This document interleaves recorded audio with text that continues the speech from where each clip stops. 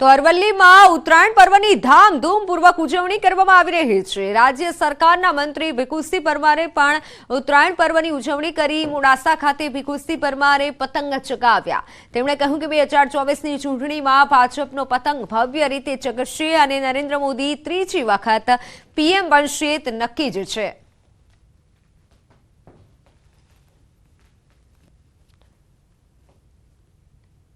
આ વખતે 2024ની અંદર નજીકમાં ચૂંટણી આવી રહી છે ત્યારે મોદી સાહેબનો પતંગ તો ચગતો જ રહ્યો છે, પણ આ વખતે કોઈ નવી જ ઊંચાઈ ઉપર આ પતંગ ચગવાનો છે અને 400+ વધારે સીટો મેળવીને હેટ્રિક સર્જીને ત્રીજી વખત વડાપ્રધાન તરીકે નરેન્દ્રભાઈ મોદી સાહેબ બેસવાના છે એવો મારો પાકો વિશ્વાસ છે।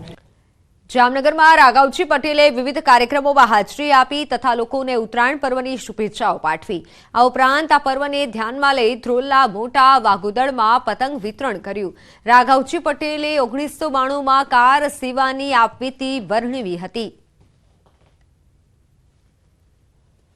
આજે સવારે મેં ધ્રોલ ગૌશાળા પાંજરાપોળમાં ગાય માતાની પૂજા કરી, એને નીણ ખવડાવી।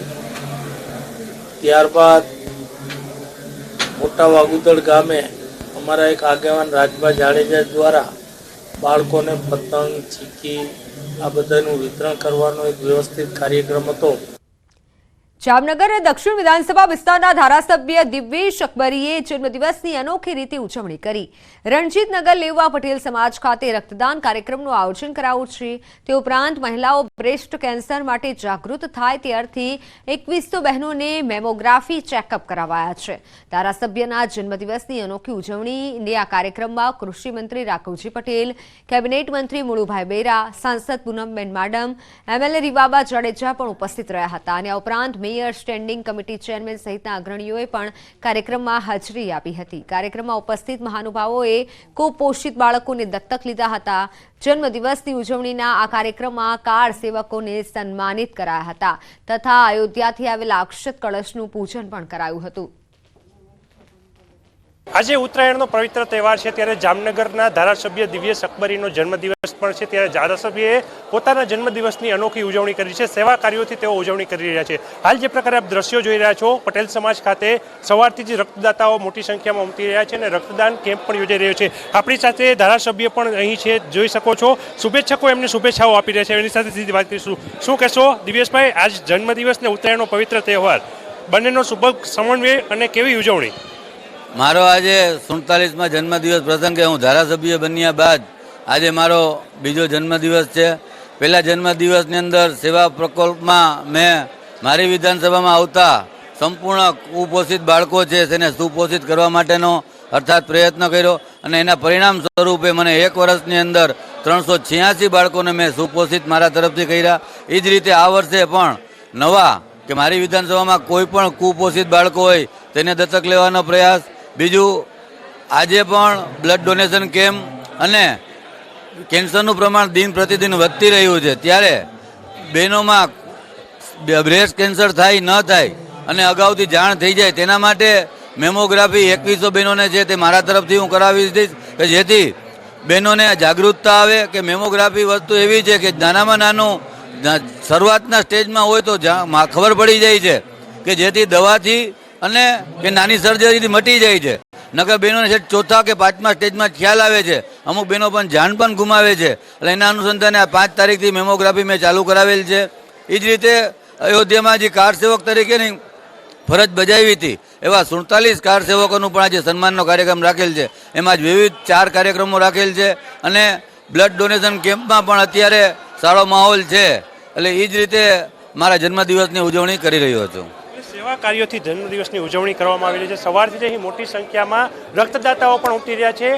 રાજકીય નેતાઓ ઉપરાંત તેમના શુભેચ્છકો દ્વારા શુભેચ્છાનો ધોધ પણ ભરી રહ્યો છે ત્યારે ઉત્તરાયણના પર્વ નિમિત્તે દિવ્યેશ અકબરી પોતાના જન્મદિવસની સેવા પ્રકલ્પોથી ઉજવણી કરી રહ્યા છે। કિંજલ કારસરિયા, ન્યૂઝ 18 ગુજરાતી, જામનગર। વડોદરા મેયર પિંકીબેન સોનીએ કરી ઉત્તરાયણની ઉજવણી। પોતાના પરિવાર સાથે પતંગ ચગાવી પિંકીબેને ઉજવણી કરી છે। ગરબાના તાલે પિંકીબેન ઝૂમ્યા હતા। ધાબા પર ઊંધિયું, જલેબી, ચીકીની પણ લિજ્જત માણી હતી। મેયર પિંકીબેન સાથે તેમના પતિ પણ ગરબે ઘૂમ્યા। આજે ઉત્તરાયણનો પર્વ છે ત્યારે સમગ્ર વડોદરા શહેરની કમાન જેમના હાથમાં છે એવા મેયર પિંકીબેન સોની જે છે તેઓ પતંગ ઉત્સવ જે છે તે મન મૂકીને ઉજવી રહ્યા છે અને જોઈ શકાય છે કે વડોદરા શહેરના મેયર જે પિંકીબેન સોની છે તેઓ પોતાના પરિવાર સાથે જે પતંગ ચગાવી રહ્યા છે અને આજનો જે તહેવાર છે તેની મજા માણી રહ્યા છે. પિંકીબેન સાથે જ વાત કરીશું. બેન, શું કહેશો? આજે ઉત્તરાયણ છે, પરિવાર સાથે આમ તો તમને એટલો સમય મળતો નહીં હોય, પરંતુ તહેવારમાં ભેગા થયા છો, પતંગ ચગાવી રહ્યા છો, કેવી રીતે ઉજવણી કરી રહ્યા છો? ચોક્કસ ભારતીય સંસ્કૃતિ ને પરંપરા અનુસાર જે પણ આપણા તહેવારો છે, કહી શકાય કે સૌને એકમેકને મળી હળી મળી અને તહેવારોની મજા લેવામાં આવતી હોય છે. ત્યારે પતંગ અને દોરીનું જે એકબીજાનું કોમ્બિનેશન છે, કહી શકાય કે પતંગ અને દોરીના સંપથી પતંગ ઉચ્ચ શિખરોને ઉચ્ચ આસમાનમાં સ્થાન પ્રાપ્ત કરે છે. એવી જ રીતે સમાજ એકબીજાથી જોડાયેલો છે. પછી એ પરિવાર હોય, મિત્રો હોય, સ્નેહીઓ હોય કે આસ પડોશમાં રહેતા આપણા પાડોશીઓ હોય, એકમેકના સ્નેહની રંગોળીથી બનતો આ સમાજ ભારતીય પરંપરાના સાંસ્કૃતિક મહત્વ એવા દરેક પર્વની ઉજવણી કરતા હોય છે. ત્યારે આજે ઉત્તરાયણના પર્વ નિમિત્તે મને પણ મારા પરિવાર સાથે સમય પસાર કરવાની તક મળી. ખરેખર ખૂબ ખુશીનો મારા માટે દિવસ છે અને અમે લગભગ દર વખતે એકબીજાના ઘરે આવી રીતે જઈ અને એક સાથે મળીને આ તહેવારોની ઉજવણી કરતા હોઈએ છીએ. આ ઉત્તરાયણની પતંગની વાત થઈ. રાજકીય પતંગમાં પવન કઈ દિશામાં રહેશે અને બીજેપીની પતંગ કેટલી ઉપર જશે? બીજેપીની પતંગ તો ચોક્કસ ઉપર જ છે. એનું સ્થાન આસમાનમાં સ્થિર અને ઊંચું છે અને રહેશે. આદરણીય વડાપ્રધાન ભાઈ શ્રી નરેન્દ્રભાઈ મોદીજીના છેક છેવાડાના માનવી સુધી પહોંચી અને લોકોની સેવા કરવાના યજ્ઞમાં જ્યારે સૌ સાથે મળી અને પ્રતિબદ્ધતાથી કામ કરી રહ્યા છે અને ભારતીય જનતા પાર્ટી એટલે ભારતની જનતા માટે સતત અવિરત સેવા કાર્યોની શૃંખલાઓ દ્વારા વણથંભી વણઝાર રચી અને લોકોને મદદ કરવા તત્પર રહેતા પ્રત્યેક કાર્યકર્તાની પાર્ટી એટલે કહી શકાય કે અને હમણાં તો જુઓ તો નળથી જળની ગેરંટી હોય કે શિક્ષણની ગેરંટી હોય, ઘરની ગેરંટી હોય કે પછી એજ્યુકેશનની ગેરંટી હોય કે પછી ઇન્ફ્રાસ્ટ્રક્ચરની ગેરંટી હોય, મોદી સરકારની ગેરંટી છે. વિકસિત ભારત યાત્રા નો જ્યારે રથ વિકાસ રથ નીકળ્યો ત્યારે એ રથનું નામ પણ મોદીજીનો ગેરંટીનો રથ બની ગયો. ત્યારે ચોક્કસ કહીશ કે લોકસભાના ઇલેક્શનમાં લોકો જ પોતાની જાતે જેમને પોતાના હૃદય સમ્રાટ તરીકે આદરણીય વડાપ્રધાન ભાઈ શ્રી નરેન્દ્રભાઈ મોદીજીને પોતાના હૃદયમાં સ્થાન આપ્યું છે, તો એમને ફરી વખત આપણા પ્રધાનમંત્રી તરીકે ફરી વખત બિરાજવાના છે.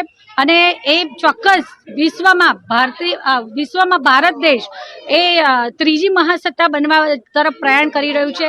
સાથે સાથે ભગવાન શ્રી રામને પણ નિજ મંદિરે પરત આવવાના છે. 550 વર્ષ પછી આદરણીય વડાપ્રધાન ભાઈ શ્રી નરેન્દ્રભાઈ મોદીજીના ઉત્કૃષ્ટ પ્રયાસોને કારણે જ વિશ્વના કોઈ દેશ પાસે આપણા જેવા પ્રધાનમંત્રી નથી.